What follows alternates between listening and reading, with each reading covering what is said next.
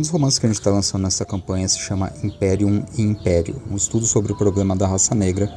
Ele é um romance social escrito por um reverendo chamado Sutton Albert Griggs em 1899.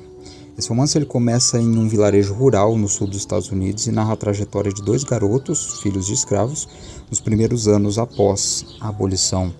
Segundo um crítico, Wilson J. Moses, o Griggs nos relegou 5 romances e, como conjunto, eles nos provêm de uma imagem mais elucidativa acerca da vida do sul negro no final do século do que as ciências sociais isoladas são capazes de prover. Em partes porque, mesmo não tendo uma educação universitária, o Griggs era um conhecedor profundo da sociologia de sua época, e ele meio que mesclou ela com cenas cotidianas e com literatura da vida doméstica propriamente dita. Além disso, ele era amigo pessoal do principal sociólogo da questão racial nos Estados Unidos, que é o W.E.B. Du Bois. E como veremos, isso deixou marcas profundas na sua ficção também. Ela é uma ficção que beira até mesmo a fantasia, mas quando se fala sobre os anos dos protagonistas, Belton e Bernard, na escola para crianças negras, quando fala sobre a vida política de meados de 1880 e 90, ou trata dos episódios de linchamentos organizados pela Ku Klux Klan, todos esses fatos e apresentações das dinâmicas sociais são meticulosos. Aqui é um retrato bastante palpável da realidade dos Estados Unidos. Há vários assuntos a se tratar, mas a gente vai se focar em 2.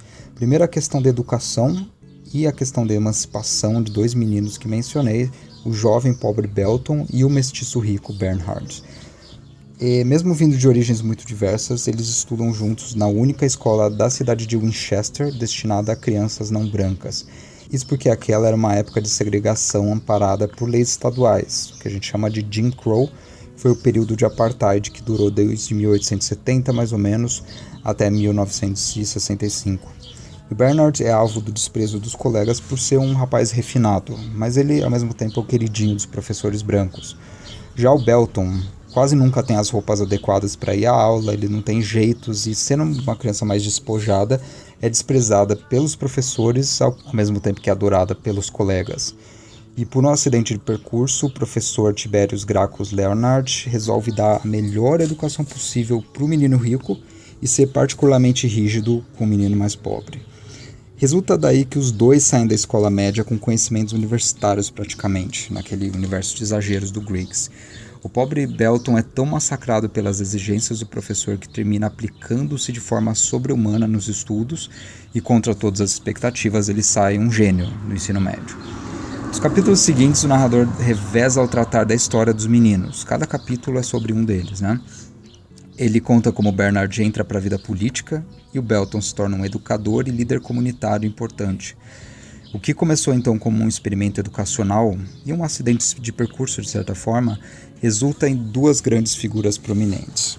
Após uma série de desventuras, eles deixam de ser ocupados a afazeres comuns a homens de meados de 1900, que é casar-se, constituir família e trabalhar. E sendo ambos homens solteiros, eles se encontram. Eles começam a pensar na emancipação verdadeira dos negros naquele mundo de segregação, em que os anglo-saxões, mesmo após a abolição, não faziam mais do que dar migalhas aos descendentes dos escravos. E o sistema judiciário e a política são retratados no romance como forças explicitamente pautadas no rancor dos sulistas que perderam a guerra. Eles perderam a guerra, mas não perderam seus valores supremacistas. E a partir da metade do livro, que é a parte mais rica do ponto de vista sociológico, o Belton e o Bernhard sobrevivem ao linchamento, à forca, revolucionam o sistema político e fazem o impossível no sul da época, praticamente. Eles conseguem um alto cargo na política após revelar uma fraude eleitoral por parte do Partido Democrata. Eles são praticamente super-heróis, e o Griggs foi extremamente criticado por isso na época. Precisou de 94 anos para alguém vir e cunhar o termo afrofuturismo e entender que as convenções da literatura fantástica existem na prosa afro-americana desde o século XIX, com gente como Delany e o Griggs.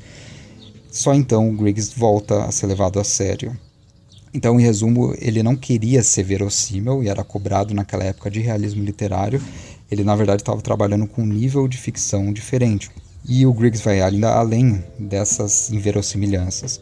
O Bernard, que é um menino rico, se radicaliza politicamente e começa a arquitetar uma segunda secessão na história dos Estados Unidos, em que as populações negras de todo o país se mobilizariam por um canto só, para o estado do Texas, e tomariam o estado para si, tornando-se uma república negra independente. Já o Belton, menino pobre, começa a resistir a essa ideia, mas ambos acabam trabalhando para a construção do que eles vão chamar de Imperium e Império, que é um governo secreto interno que, diferente dos Estados Unidos da realidade, vai aplicar de fato a Constituição escrita pelo Thomas Jefferson em 1787 e prover a liberdade para todos os cidadãos, independentemente de sua cor e suas origens. O Império no romance surge como uma utopia, e mais do que isso, ele cria terreno para uma formação posterior da tradição de afrofuturismo, como a gente disse, embora não com carros voadores, com cenários cyberpunks aos quais a gente está mais acostumado. Então, apesar do nome, a vertente do afrofuturismo não necessariamente está atrelada ao sci-fi, à ficção científica. Antes, ela é mais uma vertente que pensa um futuro para a comunidade negras e diaspóricas diversa, partindo de dados do presente. Então ele vai pensar o que poderia acontecer se tal tendência continuar a se radicalizada para o futuro.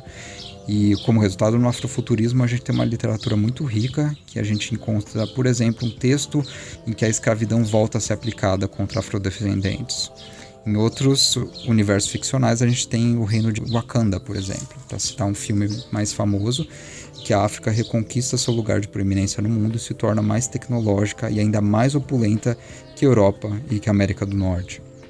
Então, ao propor o Império um império e passar longos capítulos tratando de táticas de guerrilha, de separação do Zéu, de criação de legislação e de constituição própria, o Griggs está fornecendo material que guiou, curiosamente, grupos separatistas posteriores. Toda a questão do pan-africanismo que ele próprio ajudou a formular em 1900 vai ganhando forma, em parte por causa desse romance também. A ideia começou, na verdade, na Inglaterra, quando a gente tem o surgimento da Pan-African Association, do Henry Sylvester Williams, e ganha porta-vozes nos Estados Unidos com o W.B. Du Bois e com o já mencionado Sutton Griggs. 2 décadas depois, o pan-africanismo já é um movimento cheio de vertentes e discordâncias internas. No Brasil mesmo, ele teve seus representantes como Abdias Nascimento, e ele teve também o Gaddafi, ele teve o jamaicano Marcus Garvey, e diferente de vários outros pan-africanistas que eram mais voltados ao socialismo, esses foram, por exemplo, estadistas autoritários, quase fascistas. Então o pan-africanismo é uma ideia muito ampla. Segundo a definição do Wikipedia, pan-africanismo é um movimento global que visa encorajar e fortalecer vínculos de solidariedade entre todos os grupos étnicos de indígenas e diaspóricos de descendência africana. Baseado no alvo comum, que data da época do comércio atlântico de escravos, o movimento se estende para além dos africanos continentais, tendo um suporte substancial de africanos da diáspora nas Américas e na Europa. Então, pela própria definição, a gente vê como há um espaço para diferentes interpretações do que seria, de fato, ajudar a África e seus herdeiros. Há grupos atuais como a African Union, que prevê a construção de infraestrutura, por exemplo, para a África, com planos traçados até 2063. Eu deixo aí o link para quem tiver interesse. Esse grupo está fazendo um trabalho significativo e ele também deriva dessa época do Griggs. Por outro lado, a gente tem a Conferência de Bandung, na Indonésia, de 1955, em que asiáticos e africanos pela primeira vez sentaram para criar vínculos de resistência à colonização e ao capitalismo global centralizado na Europa e na América do Norte. E muitos desses vínculos ainda perduram. O declínio desse laço promissor veio do próprio centro do capitalismo. O presidente da Indonésia, Sukarno, que foi o primeiro presidente da pós-independência, tornou-se alvo de uma campanha de difamação e perseguição por parte da CIA, dali em diante, e em 1963 foi substituído por Suharto, um dos maiores genocidas do século XX, amiguinho do Lyndon Johnson e do Nixon. Essa foi, em partes, a paga por ter ousado organizar o Terceiro Mundo. Outro fator que levou ao afrouxamento, digamos, dos objetivos mais radicais do pan-africanismo vem de tensões de dentro do grupo, isso desde seu surgimento. O Griggs, escrevendo em 1899, já retrata a discordância entre 2 líderes ficcionais, o Belton e o Bernard, dentro do Império. Isso é um reflexo, então, do que estava acontecendo na época, mais uma vez. A força mais conservadora, que é o Belton, tem parentesco com gente como Booker T. Washington, que é o senhor da foto, e, como vemos na foto, andava vestido na última moda ao lado de industriários. Ele visitava presidentes e era o líder negro mais conservador de todos. Já o Bernhard é um intelectual radicalizado e separatista. Ele é uma mescla de diversos líderes que já circulavam por aquele ambiente. Ele às vezes lembra o sociólogo W.B. Du Bois, embora o Du Bois não fosse um separatista. O Edwin McCabe, que fundou cidades 100% habitadas por negros no Oklahoma, um projeto que terminou com o massacre de Tulsa por parte da polícia americana e da KKK em 21, e que é retratado no começo de Watchmen, que vocês devem ter visto. E depois dessas ideias mais radicais formaram o pensamento de gente como Elijah Muhammad, Malcolm X e vários outros. Com o romance do Griggs, portanto, a gente consegue ter um senso de continuidade maior entre figuras amplamente divulgadas aqui, como Malcolm X, e a primeira geração saída da escravidão, sobre a qual a gente não ouve praticamente nada no Brasil.